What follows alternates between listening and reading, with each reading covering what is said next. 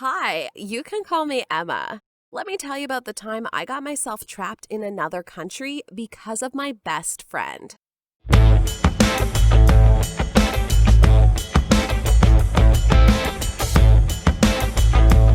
To hear more about this story, please support this video by clicking the like and subscribe button.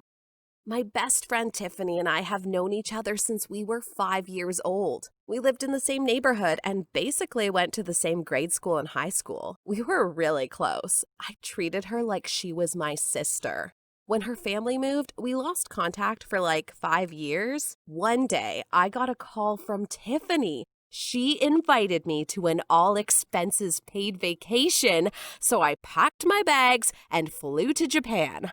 As I stepped out of the airport, my jaw dropped when Tiffany arrived driving a hot pink Porsche Boxster Convertible. How on earth did she afford such an expensive car? My jaw dropped even lower when we reached her hilltop mansion. It was so grand. I asked her how she was able to afford such luxury, and she told me she married a really wealthy man. Wow, my best friend was so lucky. Tiffany splurged money. She bought me signature clothes and shoes and took me to expensive resorts and restaurants. I had the vacation of my life, or so I thought. After a week, I noticed that every time we went out, there was this group of 3 men who subtly followed us around. It scared me. Why were these men following us? I gasped.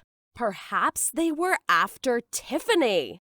She was so rich after all. I told Tiffany about the suspicious men as we were having dinner in a fancy restaurant that she booked exclusively for the 2 of us. Her answer, though, shocked me. "Oh, I don't mind those men. They're my husband's men," she said. "Your husband has people follow you around and you're okay with that?" I asked. She smiled and nodded. "My husband is a Yakuza boss. I guess it comes with the occupation. Don't mind them. Just continue enjoying your meal." Wait, what? Did I hear that right? You married a Yakuza boss? Like the Asian El Chapo kind of guy? I said in utter disbelief. "Yeah, you could say that. Sexy, isn't it?" she said in reply, looking like a love-struck teen. "Have you lost your mind?" I whispered, afraid that the men might hear. "No, it comes with perks. Just look at how luxurious my life is," she happily said. "Isn't it dangerous? Aren't you even afraid?" I asked her. "That's why he has these men follow me around. They are here to protect us in case there is trouble," she calmly said as she continued eating. "What do you mean by trouble?" I asked, feeling very uneasy about the information that I just found out.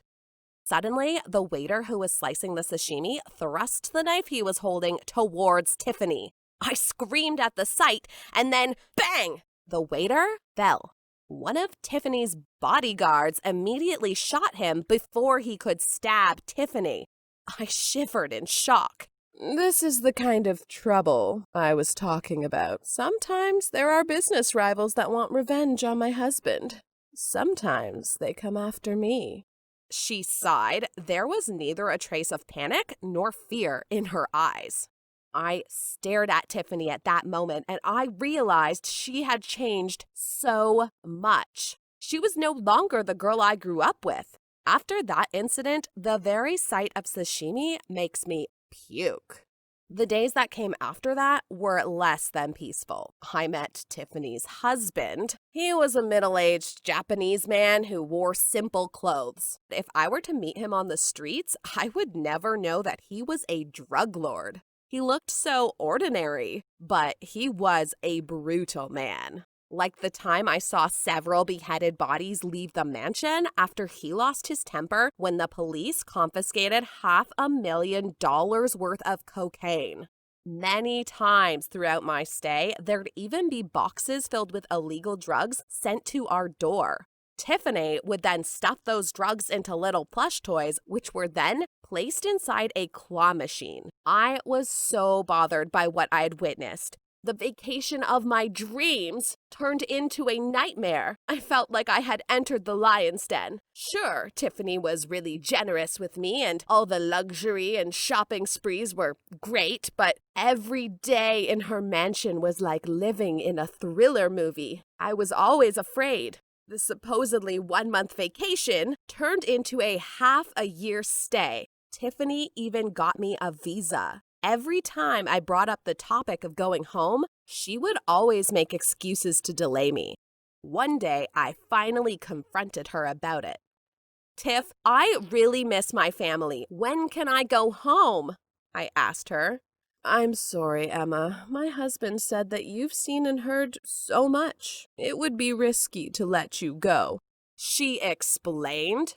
What? So you're gonna keep me here against my will? I am not gonna report you guys, I promise, I told her. I'm sorry, Emma. Staying is the only way to keep you safe, Tiffany answered. I dropped to the floor so weakly after I heard that answer. Even now, I still live in Japan. I live a life of luxury, but I still feel like a prisoner. What do you think I should do? Please leave your advice in the comment section below.